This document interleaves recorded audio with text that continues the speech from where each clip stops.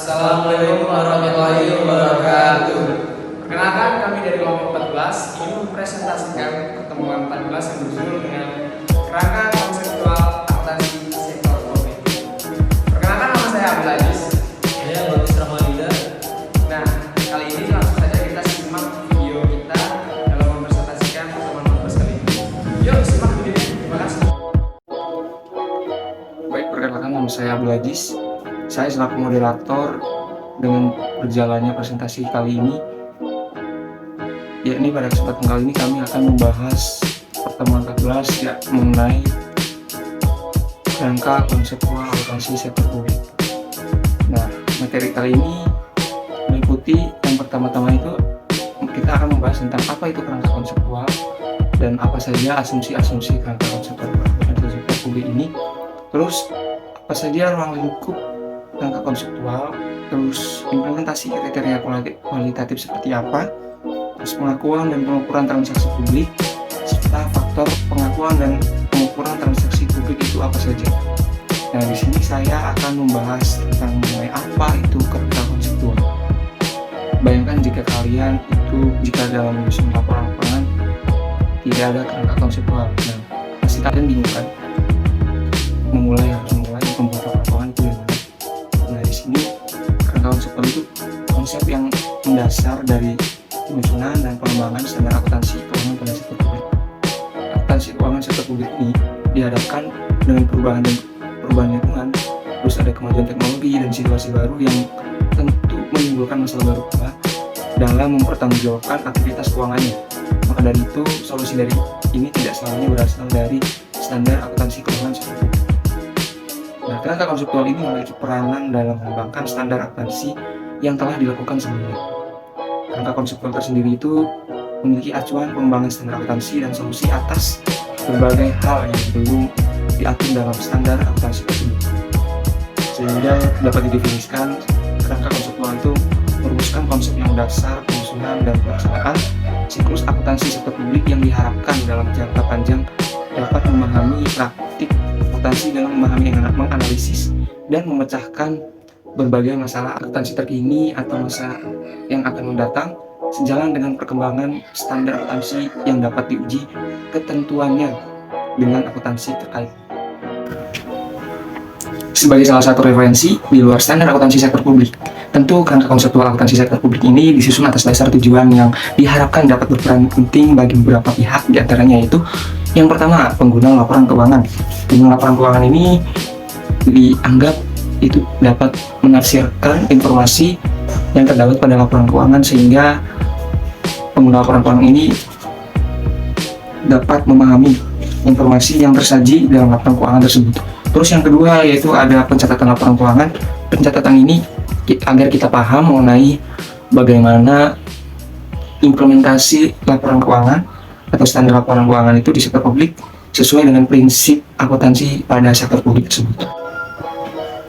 Nah, terus yang ketiga yaitu ada auditor. Auditor di sini itu sebagai pemeriksa yang bertujuannya untuk agar memberikan pendapat terhadap laporan keuangan yang tersaji di dalam sebuah organisasi publik yang memberikan pendapatnya itu sesuai dengan standar atau tidak sesuai dengan standar akuntansi.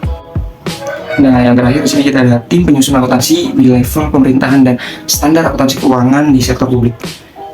Nah, di sini ini dijadikan acuan bagi tim penyusun standar akuntansi sektor publik untuk melaksanakan tugasnya berupa meninjau kembali standar akuntansi keuangan yang di masa kini dan mengembangkan standar akuntansi keuangan sektor publik ini di masa depan juga harus dikembangkan. Nah, selanjutnya kita akan membahas asumsi-asumsi apa saja yang terdapat pada akuntansi sektor publik. Nah, di sini kenapa kita harus membahas asumsi-asumsi akuntansi sektor publik? Karena asumsi ini yang menjadi penentu atas dasar praktik akuntansi yang akan dilakukan oleh lembaga sektor publik, sekaligus kegiatan atau aktivitas program pelayanan apa yang sekiranya dapat dilakukan oleh lembaga sektor publik tersebut. Baik, langsung saja asumsi yang pertama itu manusia dan lingkungan. Nah, manusia dan lingkungan ini didasarkan atas dasar kebutuhan masyarakat, yakni sebagai makhluk ekonomi dan makhluk sosial. Karena sebagai makhluk ekonomi itu makhluk yang membutuhkan kebutuhan hidup yang tak terbatas Dan di lain sisi juga mereka makhluk sosial yang artinya membutuhkan peranan makhluk lain sehingga mereka dapat membuat atau membentuk suatu organisasi publik.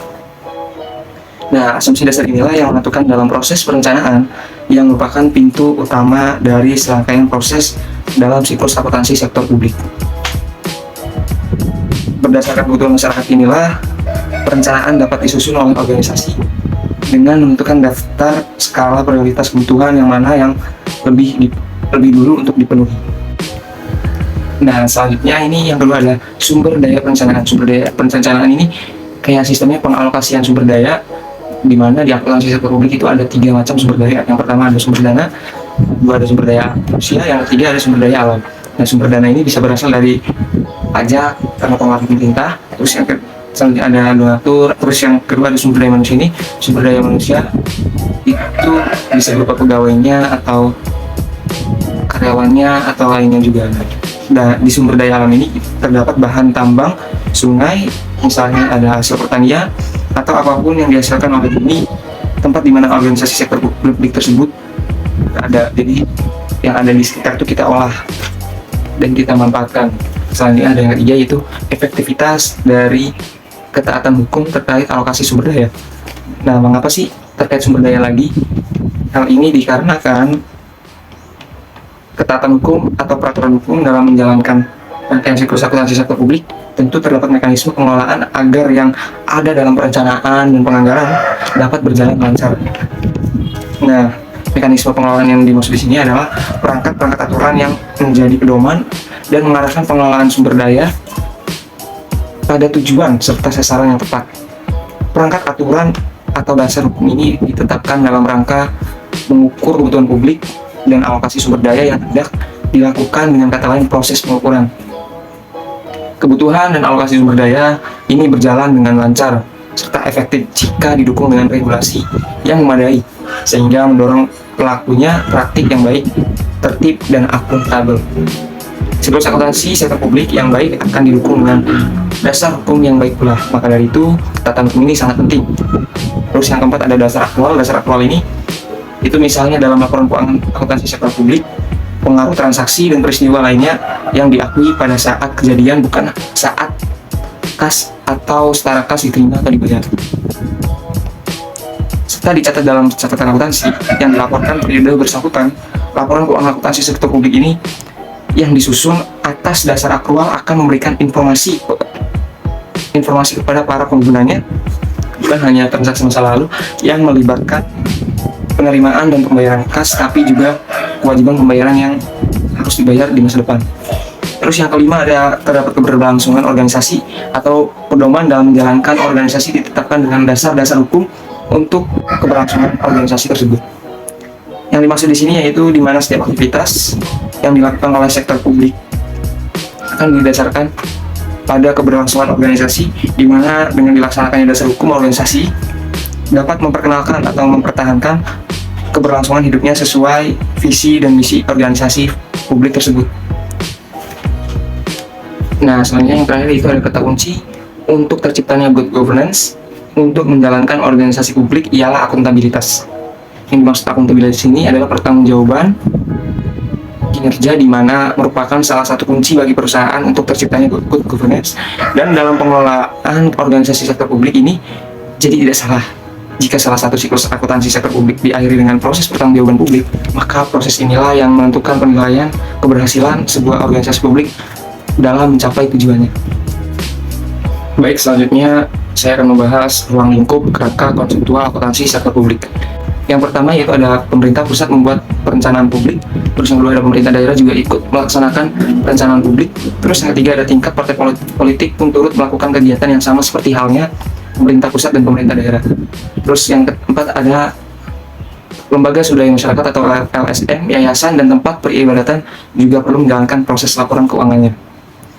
Nah, menurut peraturan pemerintah nomor 71 tahun 2010, kerangka konseptual akuntansi sektor publik ini diantaranya ada, yaitu yang pertama ada perencanaan publik, yang kedua ada penganggaran publik, terus yang ketiga ada realisasi anggaran publik, terus yang keempat ada pengadaan barang dan jasa publik, terus yang ketiga ada pelaporan sektor publik, terus yang keenam ada audit sektor publik, dan yang terakhir ada pertanggungjawaban publik. Nah, Ilmu akuntansi sektor publik ini yang menjadi bukti bahwa akuntansi sektor publik ini menjadi tulang punggung perekonomian negara. Maka dari itu, resiko dari organisasi sektor publik ini sangat besar. Nah, ruang lingkup di sini mencakup lebih luas jika dibandingkan dengan sektor swasta, karena bidang ilmu akuntansi sektor publik ini melingkupi ruang yang sangat luas demi kepentingan bersama. Baik, sekian saja presentasi dari saya. Selanjutnya akan dilanjutkan oleh rekan saya, yaitu Bagus Ramayuda. Pada rekan saya, Bagus Ramayuda, saya persilahkan. Baik, saya akan melanjutkan ke pembahasan berikutnya mengenai implementasi kriteria kualitatif dalam akuntansi sektor publik. Kriteria yang pertama itu ada kualitas yang memiliki relevansi dengan karakter, diantaranya mampu memprediksi, adanya timbal balik, serta disiplin waktu. Yang kedua itu ada unsur kualitas, reliabilitas, teruji, netralitas, dan menggambarkan kejujuran. Unsur yang pertama ada relevan. Relevan sangat berpengaruh terhadap pengambilan keputusan, karena relevan memberikan informasi terhadap pengguna informasi untuk mengevaluasi kondisi di masa sekarang, masa depan, serta masa lalu. Kemudian yang kedua itu ada unsur keandalan atau reliabilitas, yaitu informasi yang disajikan perlu netral dan teruji, serta penyajiannya disusun dengan kejujuran. Yang ketiga ada keterujian, yaitu substansi untuk pengukur independen merupakan hasil dari informasi yang diuji, sehingga kualitas akan memiliki korelasi dengan kesepakatan. Yang keempat ada penyajian jujur dan kelengkapan. Data akuntansi perlu disesuaikan dengan kejadian untuk mencerminkan kelayakan sehingga memenuhi kriteria jujur dan lengkap. Kemudian yang kelima ada unsur netralisasi. Netralitas informasi akan terlihat saat terhindar dari bias atau mampu meyakinkan mengenai cara berperilaku. Hal ini bertujuan untuk menyiapkan informasi saat laporan disusun. Yang keenam ada kualitas sekunder. Statement VSB menyatakan bahwa konsep laporan keuangan ialah perlunya adanya komparabilitas dan konsistensi. Yang ketujuh ada unsur komparabilitas. Penyajian yang tetap dapat memberikan manfaat dengan metode yang konsisten di tiap periodenya. Kemudian yang ke-8 ada pertimbangan biaya dan manfaat. Keterbatasan pervasif merupakan proses pertimbangan biaya dan manfaat secara saksama. Manfaat dari informasi keuangan akan terus digali ketika melebihi biaya yang akan diestimasi. Kemudian pembahasan selanjutnya yang mengenai pengakuan dan pengukuran transaksi publik. Jadi pernyataan pos tersebut merupakan bentuk pengakuan yang dilakukan dalam bentuk kata-kata maupun uang serta dinyatakan dalam laporan posisi keuangan. Pos tersebut dianggap memenuhi unsur dengan cara yang pertama terdapat manfaat ekonomi terkait pos yang akan mengalir dari maupun ke organisasi publik. Yang kedua terdapat nilai maupun biaya yang dapat diukur dengan tepat. Kemudian dasar dari pengukuran tersebut ada 4, yaitu pertama pencatatan biaya histori atau historical cost, yaitu diakui sebagai aktiva dengan mengeluarkan kas atau setara kas yang dibayar berdasarkan nilai wajar imbalan atau consideration agar aktiva tersebut dapat diperoleh. Yang kedua ada pencatatan biaya saat ini, yaitu aktiva jumlah setara kas yang dibayar ketika aktiva diperoleh sekarang dengan kewajiban dalam jumlah kas atau setara kas yang tidak didiskontokan. Yang ketiga ada nilai realisasi atau penyelesaian, yaitu diakui sebagai aktiva dengan jumlah kas atau setara kas yang diperoleh sekarang melalui penjualan aktiva saat melepas secara normal. Kemudian yang keempat ada nilai sekarang, yaitu diakui sebagai aktiva dengan pernyataan sebanyak arus kas masuk yang bersih dengan diskonto ke nilai sekarang dari pos yang memberinya hasil ketika melaksanakan usaha secara normal. Kemudian berikutnya ada faktor-faktor yang mempengaruhi pengukuran dan pengakuan transaksi publik. Yang pertama itu ada probabilitas manfaat ekonomi masa depan. Pos tersebut akan dialiri oleh manfaat ekonomi masa depan.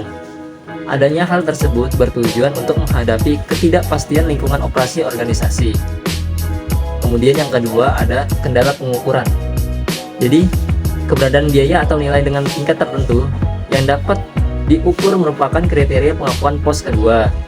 Estimasi biaya atau nilai ialah bagian dari esensial penyusunan laporan keuangan sektor publik tanpa mengurangi tingkat keandalan dalam banyak kasus.